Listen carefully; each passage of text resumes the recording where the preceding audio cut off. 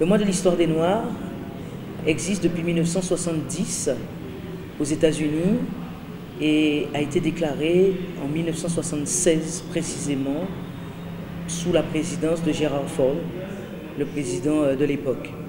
Ensuite, ça a traversé l'océan pour se retrouver officiellement au Royaume-Uni en 1987, où ça a été déclaré également officiellement en 1995 au Canada. Donc c'est une vieille idée et c'est une vieille commémoration d'un demi-siècle aujourd'hui et nous ne faisons que modestement, Africa Mondo et moi-même, l'emmener sur le territoire dans cette dimension citoyenne. C'était pourquoi en fait le mois de l'histoire des Noirs. À la base, il y a un précédent qui était donc la Semaine des Nègres en 1926, créée par le docteur Carter G. Woodson, qui a décidé effectivement que c'était important dans l'enseignement aux États-Unis que tous les Américains sachent l'apport des Afro-Américains dans la construction de l'Amérique. Ça a fait son chemin avec son expansion en 1970 et officiellement en 1976. Il s'est passé que ça a pris une autre tournure encore plus grande qui est une commémoration, une célébration pour donc célébrer afrodescendants et africains.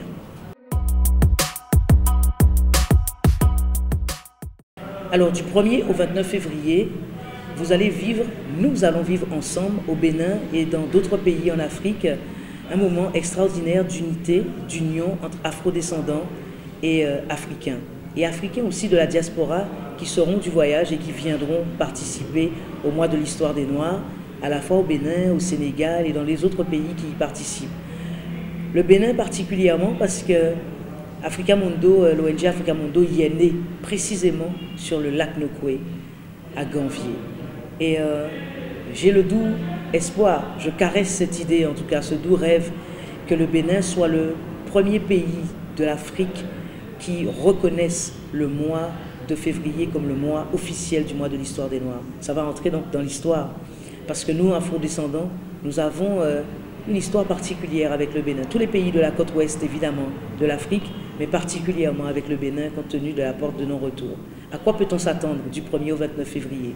Au Bénin, nous avons une douzaine de conférences avec des conférenciers internationaux, des conférenciers de très haute qualité, avec une exposition du mois de l'histoire des Noirs du 1er au 29 février, artistique avec des sculptures en bois mais faits de métaux différents également. Nous avons également un village touristique et artisanal que nous proposons, et un village touristique et économique où effectivement il y a une forte majorité d'artisans béninois. Et je fais un clin d'œil particulier aux femmes qui, pour la plupart, vont tenir effectivement ces stands, parce qu'il ne faut pas oublier qu'Africa Mondo, c'est une organisation qui promeut les femmes et évidemment le continent africain dans son ensemble. Donc une douzaine de conférences, une exposition pour le mois de l'histoire des Noirs, sculpture et peinture. Nous avons ce village touristique et économique avec une forte connotation artisanale. Ça va se tenir donc sur le débarcadère, l'embarcadère d'Abomey-Calavi, où on invite vraiment toute la population à participer à ça pour faire vivre le site et faire vivre cette économie béninoise pour que le mois de l'histoire des Noirs soit concrètement une réalité, pas simplement avec les conférences, le parler, les sachants, les 10 ans, etc., mais vraiment que même la petite maman qui vend sur le bas-côté de la route puisse dire, bon ben tiens, elle va vendre plus de beignets que d'habitude au mois de l'histoire des Noirs, au mois de février. Donc des conférences, nous avons 2 soirées prestigieuses, l'une le 24, la soirée de la pensée et de la conscience africaine. Ce sera le lundi 24, ça va se passer à la Maison du Peuple, dans l'enceinte de la mairie d'Abomey-Calavi. Et la soirée de clôture qui va accueillir la 2e édition du concours international Femmes Noires Inspirantes. La première édition a eu lieu donc au Québec, au Canada, l'année dernière, où le Bénin était à l'honneur, c'était le pays à l'honneur. Il y avait donc d'ailleurs 2 finalistes, 2 lauréates également du Bénin. Et là, nous avons une vingtaine de finalistes et on va voir quelles sont les 10 lauréates. Elles nous viendront donc du Canada, de la Martinique, de la Guadeloupe, donc elles sont françaises, canadiennes, togolaises, une togolaise qui vit en Belgique, une camerounaise qui est présente, une gabonaise, une comorienne. Vraiment, c'est extraordinaire. Et évidemment, des béninoises où nous enregistrons cette année, c'est normal parce que c'est le pays hôte, une candidature exemplaire par rapport à de nombreuses femmes du Bénin qui ont postulé. pour cette première édition, nous avons voulu centraliser les choses parce que le pays Bénin est petit mais grand à la fois. Donc on n'a pas voulu s'éparpiller, on a voulu faire bien.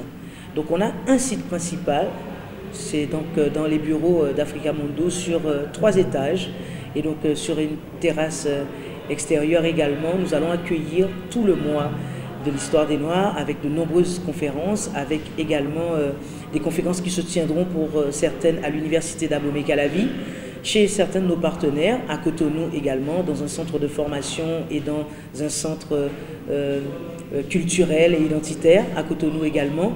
Mais pour la plupart des activités, c'est centralisé ici parce que ça permet aussi aux gens de ne pas s'éparpiller et de savoir qu'effectivement ça se passe dans un lieu principal. Alors vous me direz, et les Béninois du centre, et ceux évidemment de Parakou, de la Titengou, enfin tous ceux du nord, etc. Oui, on a pensé à eux. Et c'est pour ça que nous les avons invités aussi à venir les années suivantes, puisque les gens commencent à faire corps avec le mois de l'histoire des Noirs. C'est une première, il faut le vivre. On a voulu être précis, concis, mais avoir une belle réussite pour que le Bénin soit révélé au monde entier à travers cette organisation professionnelle et somme toute extraordinaire que nous sommes en train de mettre en place. Les conditions pour participer, c'est d'être profondément africain, de valoriser l'Afrique et d'être fier de son africanité. C'est la première condition. C'est refuser la dépigmentation, par exemple. C'est valoriser ce qu'est le continent africain, sa culture, son identité, être fier de ce que nous sommes, de nos cheveux, de notre identité, de nos us et coutumes, de notre tradition, de toute la beauté, de toute la richesse, évidemment, de l'Afrique. L'autre condition, c'est d'être spécialiste et professionnel dans ce que nous allons dire, puisque si nous voulons être panélistes, il faut savoir effectivement maîtriser son sujet. C'est une chose importante. Quasiment tous les événements qui sont proposés dans le cadre du mois de l'histoire des Noirs pour cette première édition, ces activités sont gratuites. Il y en a 2 seulement qui sont payantes. C'est donc la soirée de la conscience et de la pensée africaine le lundi 24 et l'autre, la dernière, qui est donc le gala international des femmes noires inspirantes parce que les coûts sont beaucoup plus importants et donc on compte sur la participation de tous massivement pour participer évidemment au mois de l'histoire des Noirs, que ce soit la fête béninoise, la fête des Africains et des Afro-descendants réunis.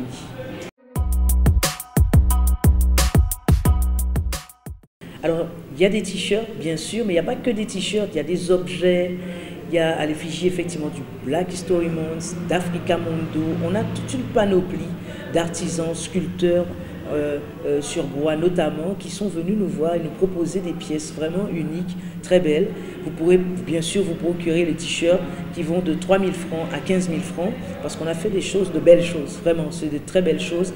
Les pièces sont à tous les niveaux par rapport à l'artisanat, aux tableaux que vous pourrez retrouver parce qu'on veut vraiment des cartes postales aussi, enfin des sets de table, tout un tas de choses que les gens pourront garder en souvenir et en mémoire de la première édition du mois de l'histoire des Noirs. Les t-shirts, ils peuvent se le procurer ici à Africa Mundo à Zoparconville, dans nos bureaux ici. On sera ravis de vous accueillir et votre contribution nous ira évidemment droit au cœur.